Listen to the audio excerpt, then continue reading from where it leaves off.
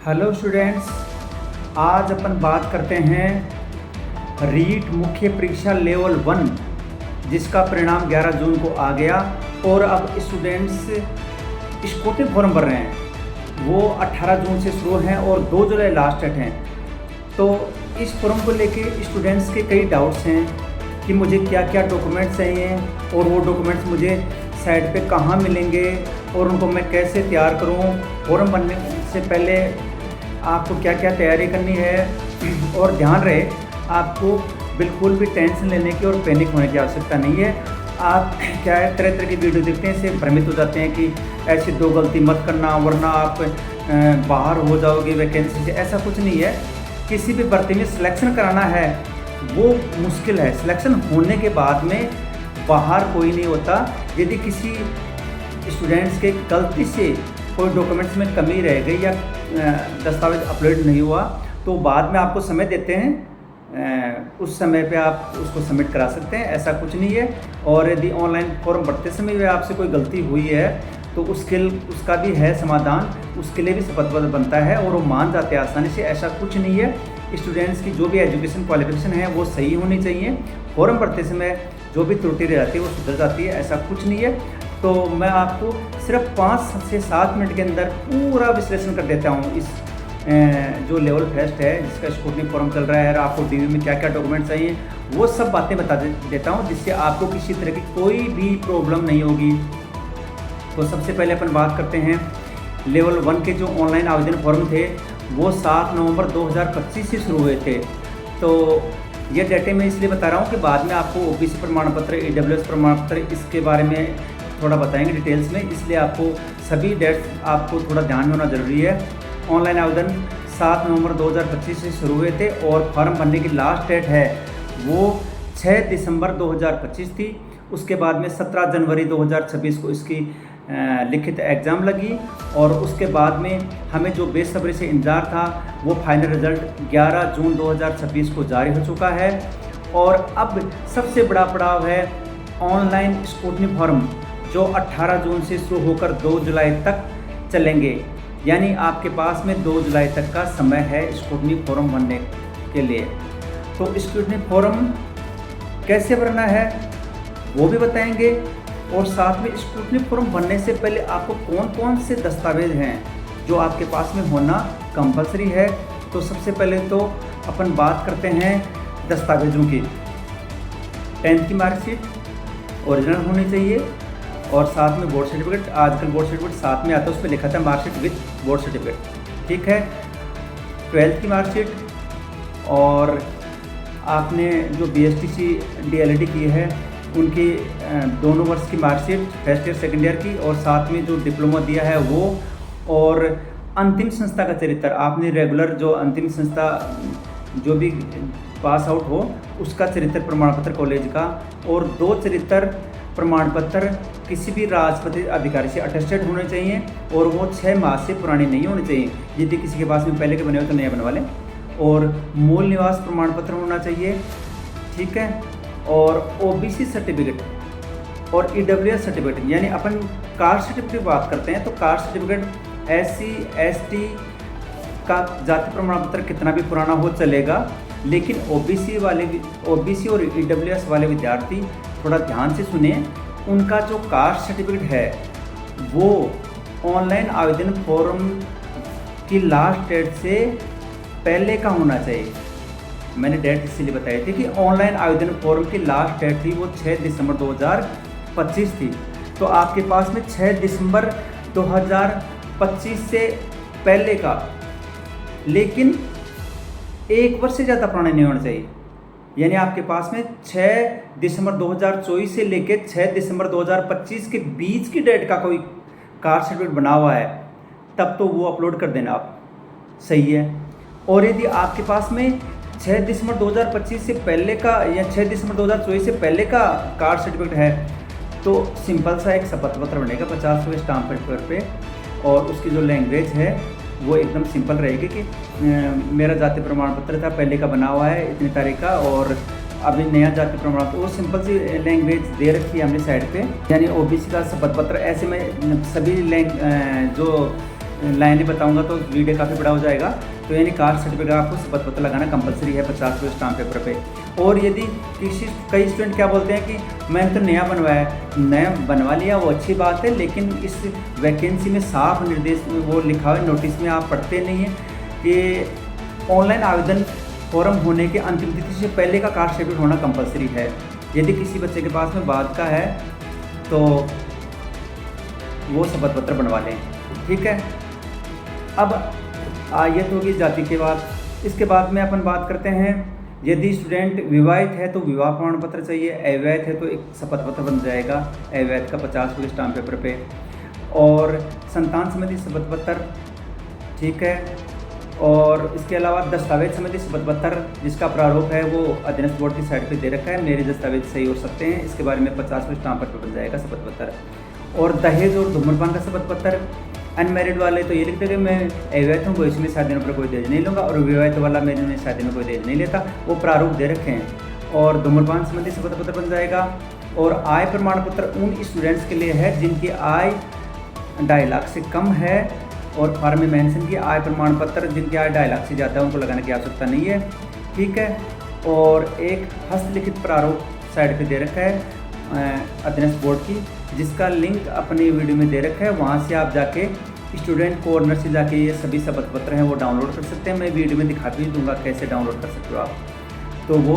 और attestation form है वो आपको कहाँ मिलेगा, अधीनस्थ बोर्ड की साइट पे मिलेगा, स्टूडेंट कॉर्नर में जाके। तो मैं आपको बता दूंगा वो डाउनलोड कैसे करें। वो एक 9 पेज का स्क्रूटनी फॉर्म दे रखा है, तो उसके अंदर से आपको लास्ट के 2 पेज निकालने इंग्लिश वाले, और उस पर फोटो चिपकानी है, क्रॉस साइन करनी है। और ये देखो मैं आपको थोड़ा सा सैंपल दिखाता हूँ स्क्रूटनी फॉर्म का। जो इंग्लिश का फॉर्मेट निकलेगा वो ऐसा निकलेगा इंग्लिश में, ये देखें ऐसा अटेस्टेशन फॉर्म आएगा इंग्लिश में, और यहाँ फोटो चिपक जाएगी। और जो लास्ट का पेज है उसके नीचे एक करेक्टर सर्टिफिकेट दिया है, उसको अटेस्टेड करवाना है किसी भी राष्ट्रीय अधिकारी से, ठीक है। और इसको कैसे भरना है वो भी मैं आपको बता सकता हूँ, लेकिन वीडियो काफ़ी लंबा बन जाएगा। इसमें सिंपल से डिटेल्स दे रखे हैं, जो कैंडिडेट का नाम है, सरनेम है, और उसके बाद में उसका जो प्रेजेंट एड्रेस है, और फिर यदि किसी ने एड्रेस चेंज कर लिया तो वो लिख देंगे। और फिर जो फादर्स मदर्स की डिटेल्स हैं, ये साधारण सा फॉर्मेट है। उसके बाद में आप 15 साल होने के बाद में कौन सी आपने क्वालिफिकेशन कर ली, जैसे 10th 12th है और DLED वो लिख देना आप, और 2 उत्तरदायी व्यक्तियों के नाम लिख लेना, आपके साइन कर लेना। बहुत ही सिंपल है ये, कोई ज़्यादा इसमें आपको टेंशन लेने की आवश्यकता नहीं है। और ये सब डॉक्यूमेंट्स आपके पास में रेडी होने चाहिए। और ये रेडी होने के बाद में आप अपनी SSO ID पे जाएंगे, वहाँ SSO ID को लॉगिन करेंगे। लॉगिन करने के बाद में जो रिक्रूटमेंट पोर्टल लिखा हुआ आपको दिखाई देगा, उस पर क्लिक करेंगे। उस पर क्लिक करने के बाद में आपको विस्तृत आवेदन फॉर्म यानी स्क्रूटनी फॉर्म का लिंक दिखाई देगा। डिटेल कम स्क्रूटनी फॉर्म लास्ट में आएगा। वो उन्हीं बच्चों को खुलेगा जिनका इस लिस्ट में चयन हुआ है, यानी 2 गुना की लिस्ट में चयन हो, उन्हीं का खुलेगा। सभी स्टूडेंट का नहीं खुलता है वो स्क्रूटनी फॉर्म। वो स्क्रूटनी फॉर्म भरने के बाद में उसमें स्टेप आएंगे। सबसे पहले बेसिक स्टेप, उसमें सब कुछ आपको भरा हुआ मिलेगा। सिर्फ आपको नाम एड्रेस हिंदी में लिखने हैं, नाम फादर्स नेम वो। उसके बाद में जिन्हें आप नेक्स्ट पे क्लिक करोगे तो नेक्स्ट पे क्लिक के बाद में एजुकेशन क्वालिफिकेशन, उसमें 10th 12th और जो BSTC की क्वालिफिकेशन आपको भरी हुई दिखाई देंगे। उसमें आपने कोर्स की अवधि, जैसे 10वीं क्लास है वो कोर्स की अवधि 12 महीने की इस तरह से, और फिर आपने पास आउट की डेट है, और 10th की जो मार्कशीट है वो दोनों साइड से अपलोड करें, 12th की मार्कशीट दोनों साइड से अपलोड करें। और फिर जो आपने BSTC या DLED जो कर रखी है तो उस वो दोनों मार्कशीट फर्स्ट ईयर और सेकेंड ईयर दोनों मार्कशीट एक PDF में अटैच करें। और उसके बाद में आप नेक्स्ट स्टेप पे क्लिक करना। इस तरह से आपके स्टेप चलते जाएंगे। फिर फोटो साइन लेगा, और उसके बाद में कि आपकी जो योग्यताएं सर्वथा अनुरूप हैं नहीं है, वो स्टेप्स क्लियर हो जाएंगे। उसके बाद में आपसे डॉक्यूमेंट्स की PDF मांगेगा। सबसे पहले वो मांगेगा, जैसे आपसे 10th की जो है मार्कशीट या बोर्ड सर्टिफिकेट, तो आपको उसमें बोर्ड सर्टिफिकेट लगाना है। सबके आजकल बोर्ड सर्टिफिकेट मार्कशीट साथ ही आती है, तो 10th का बोर्ड सर्टिफिकेट लगा देना। फिर 2 नंबर पे 12th की मांगेगा। फिर उसके बाद में उन सभी डॉक्यूमेंट्स का नाम दे रखा है उन्होंने, जैसे मूल निवास प्रमाण पत्र हो गया, आपका ओबीसी प्रमाण पत्र हो गया, ये सब डॉक्यूमेंट्स वहाँ अपलोड होंगे। किसी के पास में ओबीसी यदि भर्ती से पहले का है और 1 साल के भीतर का, तो उसको सिर्फ एक सिंगल ओबीसी लगाना है, और किसी ने नया बना लिया और 1 साल से ज़्यादा पुराना है तो वो दोनों को एक साथ अटैच कर दें, और पुराने वाले ओबीसी है कास्ट सर्टिफिकेट उसके नंबर लिख दें, और आगे एक जाति प्रमाण पत्र का शपथ पत्र का फॉर्म आएगा कॉलम, वहाँ वो ओबीसी का जो शपथ पत्र है वो लगाना नहीं भूलें, और दस्तावेज संबंधी शपथ पत्र है वो लगा दें। और इसी तरह से दहेज और धूम्रपान है, वहाँ आप दहेज संबंधी शपथ पत्र स्टाम्प पे बनाएंगे, और धूम्रपान का फॉर्मेट दे रखा है वो दोनों एक साथ एक पीडीएफ में लगा दें, और जो हस्तलिखित प्रारूप है वो लगा दें, अटेस्टेशन फॉर्म का कॉलम आएगा वो लगा दें, यानी जो भी डॉक्यूमेंट्स वो लगा दें। कई ऐसे हैं जैसे भर्ती में धोखाधड़ी वाले हैं और वो जो आपको लागू नहीं है एनओसी वाले, तो उनको आप खाली छोड़ दें। उसके बाद में जिनमें आप नेक्स्ट बटन पर क्लिक करेंगे तो वही अटेस्टेशन फॉर्म जो आपने पहले भरा था 2 पेज का इंग्लिश फॉर्मेट में, उसकी डिटेल वापस दोबारा से भरवाएगा। उसमें आपके आधार नंबर है, एड्रेस है, मदर्स फादर्स की डिटेल्स है वो भराएगा सिंपल सी, और 10th 12th और आपने बीएसटीसी कहाँ से की और एडमिशन कब लिया, लास्ट आउट कब है, वो सब आप भर देंगे। वो भरने के बाद में ध्यान रहे स्टूडेंट्स को, एक जगह कन्फ्यूजन होता है स्टूडेंट कि मैं 10th में एंट्री डेट में क्या लिखूँ और लीविंग डेट में क्या रखूँ। सिंपल सा है, एंट्री डेट में आप जुलाई की डेट लिख दें, जैसे 1 जुलाई को संडे है तो 2 जुलाई लिखते हैं लिविंग डेट में, और पास आउट की जो डेट है उसमें आपकी मार्कशीट नीचे जो रिजल्ट की डेट है लिविंग डेट में वो लिख दें, ठीक है। उसी तरह से 12th में लिख दें, और बीएसटीसी की है वो डेट आप सही लिखें। जब आपने बीएसटीसी में एडमिशन लिया था कॉलेज में तो आपको एक स्लिप देते हैं, उस पर डेट लिखी आती है। यदि वो डेट नहीं याद है तो कॉलेज में कॉल करके पूछ लें, या फिर आपने जो 13,000 रुपये रसीद कटवाई थी उसमें डेट है, उसके आपको याद होगा 1-2 दिन बाद में करवाया था वो डेट लिखते हैं। और फिर उसके बाद में 2 उत्तरदायी व्यक्ति हैं वो भर दें जो आपको जानते हों।